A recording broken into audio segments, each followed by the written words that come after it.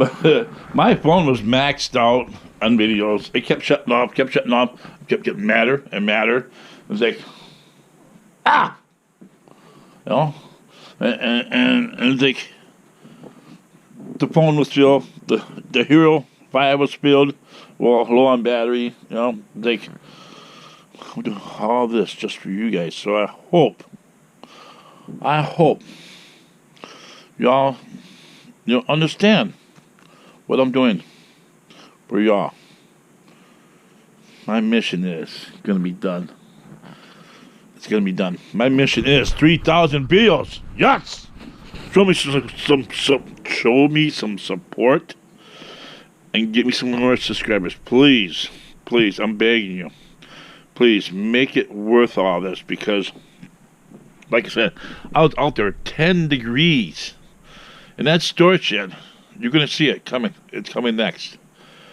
Out there in that storage shed, digging for that bullet. That was just one mission. Then I went to the gas station, put gas in the truck, and then I went to Walmart, got all them spices, and then I tasted it. I dumped them in my hand. I tasted it. It was like, it's kind of dry. It was like this before. I got $30 worth of spices, right? Put them all together. Grind them up into a fine powder. Then I try it. Just like the Devil's Kitchen. Yeah, just like that.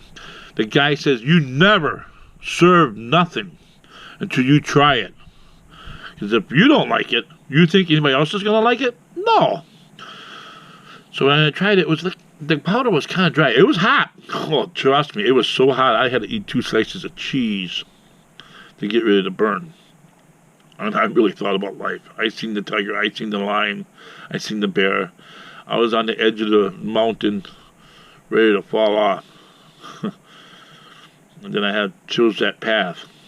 You know what path I chose? I just walked on there. I left the bear, I left the lion, I left the tiger, I left them all. I just walked straight into midair and walked, and then I disappeared. And then I came back to reality. I'm standing there in my kitchen, it's like, I need more sweetness. Yes.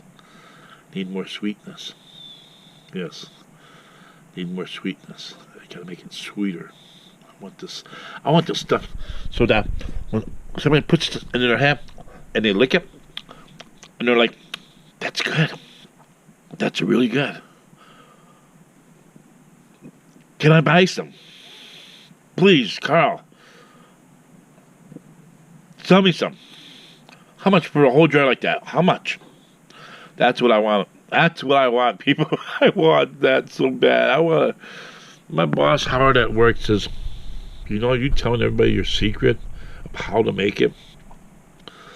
He says, if a guy out there copies down your patent, your spice, whatever, and then they mass produce this, and then they become multi-millionaires, multi-billionaires, trillionaires. There's nothing you can do about it because you did not make a claim copyright. I go, bull crap. My channel is copyright. So if I got this on my channel, it's automatically copyright. I had to sign papers for this YouTube. This is my copyrights. This is me, mine. So whatever I put on YouTube, hey, if somebody else tries to copy that, I could get them in trouble. Yes. Copyrights. They could get blocked. They could be banned. They could be sued by YouTube. YouTube could sue them if they tried to reproduce my product and sell it.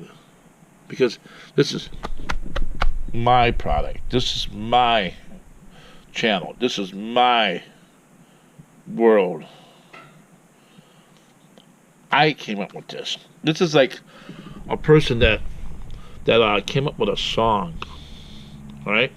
If you saw somebody sing a song that they wrote or whatever, and you decide to sing that song after you just seen it on YouTube, you can get for copyright claims, and you can get sued for trying to copy and make money off of somebody else's material. This is my material. This is my life. This is my world. I will show you guys exactly what spices, how to do it, and everything. This is my right to show you what I do. I can go ahead, make your own. That's what I'm telling you. Make your own. But don't try to make money off of me. Please. Don't do that. You know, don't try to mass produce it like my boss said. He said, there'd be nothing you can do about it. And I thought to myself, how evil is this guy? Seriously, really? Vern, my neighbor from downstairs, told me Howard is the kind of guy you need to ignore. Don't even listen to him. Don't even talk to him. He's not worth it, Carl. Don't let him bring you down. Carl, you're better than that. This is coming from a guy that's facing prison. Yeah, that's coming up. April 13th or something like that. He's got like a 7-day trial, something like that. He hasn't been prosecuted yet. He's got a new lawyer on that. You know, so Vern, if you ever see this, I told you from the beginning I feel sorry for you. And he said, Carl, don't feel sorry for me. I made my life. I made my decisions. This is all on me, Carl. Don't ever feel sorry for me. I'm like, all right, dude, before whatever happened, he told me he had a dream he was in Hawaii sipping on a martini. Now, I knew the man had money. All right? I knew the man had money. I didn't know he had that much.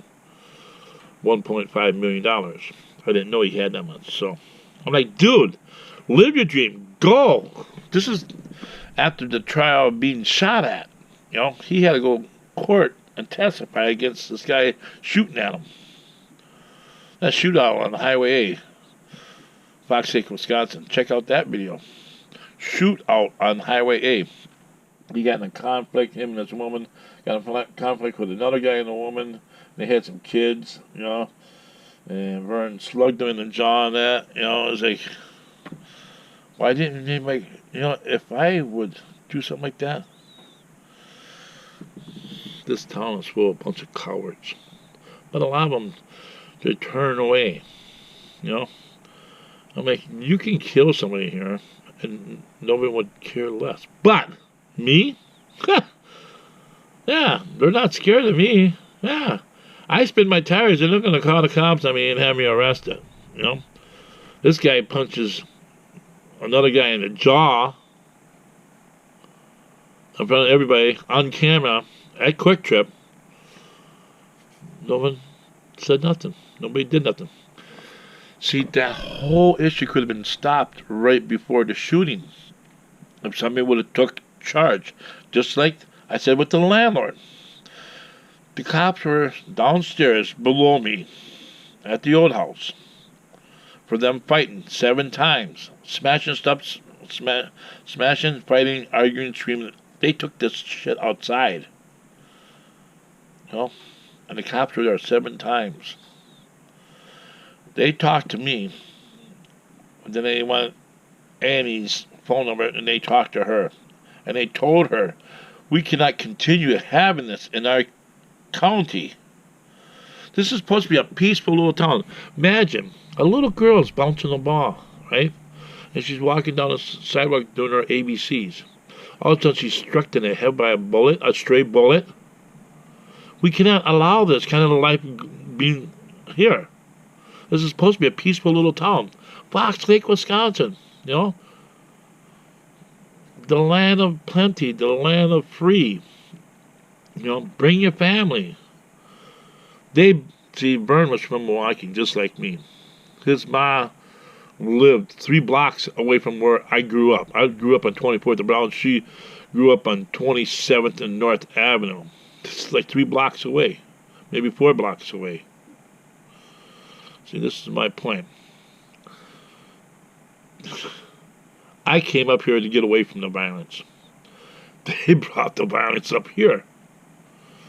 No, it's not my fault. that they probably followed me. That's what I said. I said, damn, I thought I left all that crap all down there. I said, now they said, well, I want to go where the honky going because I want to live the life he living. So they all followed me and then made their own roots right here and brought the shit here.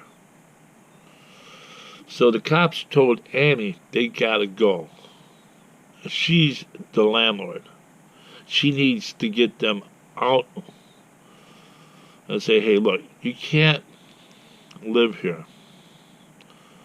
But her greedy ass, gold digging ass, ignored all that because she needed their rent money. And that's what my boss said. Even Bruce, he says, Carl, it's all about the money. You can do whatever you want when you got money. You know, they can live there forever. The landlord's not going to kick them out because it's all about the money. She needs their money. I mean, firm was paying her like 3 months in advance. 3 months in advance. So she was getting like $1,500, maybe $1,800 every 3 months. Cash. Bam. You think she's going to get rid of that? No. She was a gold digger. YouTube, Carl Kiss, subscribe. Anyhow. Vern, hey, I'm sorry whatever happened, man, because, you know, it wasn't right. But it should have been stopped from the beginning. If Annie would have said, look, you can't live here no more. You have to move out. She kicked me out. That's the first thing I said when I was in the courtroom.